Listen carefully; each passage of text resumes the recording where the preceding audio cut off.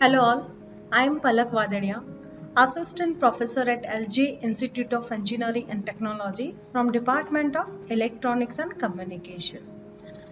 Today we will learn the topic that is function, arguments and modules from unit number 3, that is Python functions and modules. So let's start with the function arguments. The first function argument is what? It's a required arguments. And then we have a keywords arguments, then default arguments, and the last one is what is the variable length arguments. One by one we will see all in the detail. So let's start with the required arguments. See, the required arguments are the arguments that pass through the function in the correct positional order.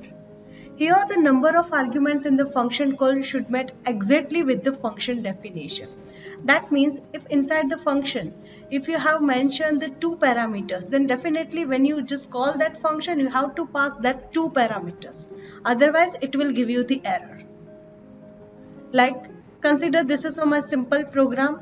Here what I have written, that is a simple function, that is print me. So whatever the string you are passing inside this function, it simply print that thing. So just I use the print, then string and then return. Now see, when I want to call that function, here see, here what I have written is print me and it's nothing. Inside this function, there is no argument. So when I execute this code, what will happen? It simply give me an error that here, see here also it is written. Type of error is what? It's a print me missing a one required positional arguments. That means here inside the function we have a one argument, that is what? It's a string. But here there is no argument. So this function will give you the error. So whenever you just define any function, so whatever the parameter you are specifying inside the function, that you have to write when you call that function. So same thing. Next is what is a keyword arguments. The keyword arguments are related to function calls. When you use the keyword argument in a function call, the call identifies the arguments by the parameter name. That means, see, this allows you to skip the argument or place them out of order because the Python interpreter is able to use the keyword provided to match the value with the parameter. That means if inside the function you have a two argument a and b, then not necessary you have to pass in that same order. But yes, by the keyword you have to specify a equal to this and b equal to this. Then after, the order is not important. For example, see here, string is written and then using that string, see here in a print me, using that string, I just use it's a my string. So whenever this function is execute, it simply print what? My string. Right? It's the same function that we already discussed. Now, see, we will take one more example. Here, just I want to tell you this thing. See here, what the function is, what is a print info name and age. So it simply print the name and simply print the age. So here, when I want to call this function, see, I am not maintaining the order. In place of name, what I am writing? I am writing age that equal to 50. And here, in place of age, that is name that equal to Mickey. So that is all right. This code will not give you the error because whenever you just specify the keyword, at that time order is not important. See, simply name in place of name, it's Mickey, and in place of age, that is what? It's a 50. Now next is what is a default arguments. A default argument is an argument that assumes a default value if the value is not provided in the function. Okay. The following example give you an idea about how the default argument you can pass inside the function. See here what I have written, the same function, that is print info name. But here in place of age, what I have defined is 35. And then it's the same thing. See, the first time when I call this function, what I do? that is age equal to 50, name equal to Mickey. Second time, name that equal to what? Only the Mickey. I have not specified the age. And the third time, see, I just changed the order. Just I want to show that order is not important. Now when I execute this code, see, the first time when this code is executed, at that time what? Name is what? It's a Mickey, and age is what? It's a 50, like this.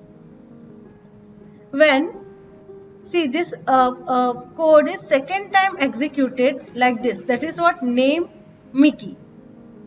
So here age variable is not specified. So what this function will do? It simply, here in place of name, definitely it will take the Mickey, but in place of age, what it will display? Default value. My default value is what? It's a 35, like this. If you are not specifying the value of age, then by default it will take the 35, because inside the function I specify the value of age that equal to 35. Now in a third line, see, your name is what? It's a Mickey, and age is what? 50. Yes, it's the same thing. Okay, so you can see in first and third, if I interchange the order, then after I'll get the same result. So order is not important.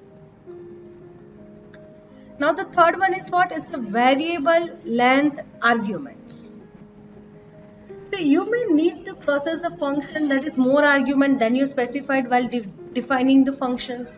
Suppose at the time of defining, you just pass the 2 value, but it may happen in future you want to pass 4, 5, that is greater than 2 value. Then at that time you have to use this thing. That is, this argument are called the variable length arguments and are not named in the function definition. Okay, unlike the required default arguments. So syntax of this is like this. See here, function name, then it's a formal argument, and this asterisk is represent, it's what? It's a variable length argument. This asterisk sign that specifies the length is not fixed. Then here you have to write down the doc string and then your return expression. Let's see one example. See here, argument 1, and then, because at least you require the one argument, and then this asterisk sign is specified. After that, see here the size is not fixed. You can pass as many value as you want. Then is print the output is, and print argument 1. Then 4, see this argument 1 is printed always, and for this variable length I just use the one for loop, that is 4, and then I take some variable name, that is var in var truePan, and I want to print this var, then it's simply return. Now when I want to call this function, first time, see, I'll just pass only the one value, that is what? It's a 10, and second time I'll pass the 3 different values, that is 70, 60 and 50. Let's take a look. When I execute this code, the output is what? First time my output is what? 10 only. Second time, see, in place of argument 1, definitely 70 will print, and then this 60 and 50, that is a part of what? Is a var tuple. So one by one it will print these values. Next we will discuss, that is the anonymous functions. This function I'll call anonymous because they are not declared in the standard manner by using the def keyword. We know def is what? It's a defined function. You can use the lambda keyword to create a small anonymous function.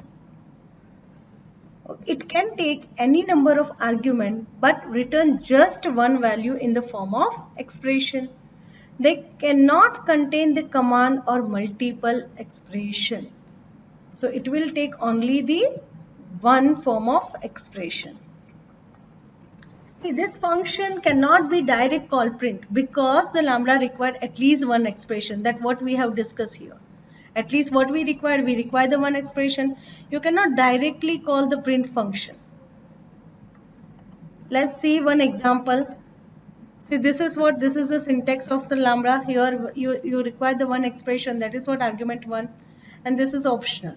If you want to specify, then you can specify the more than one argument.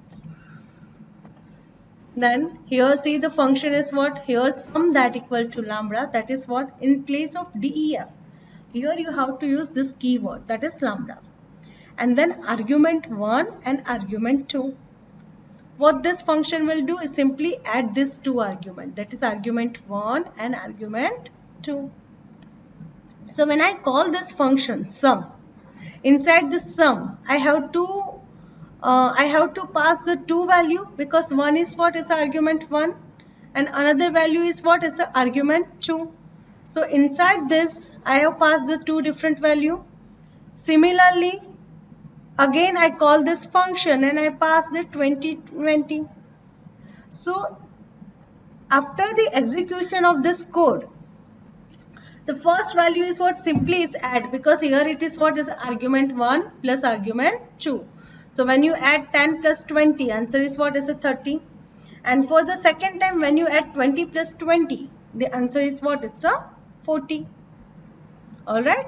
So whenever you just define the anonymous function, because here we are not specifying any doc string, we are not giving any example, we just write this function like this. Next we will discuss, that is what is the scope of variable.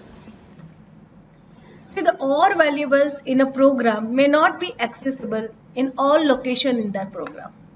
This depends upon where you have declared the variable.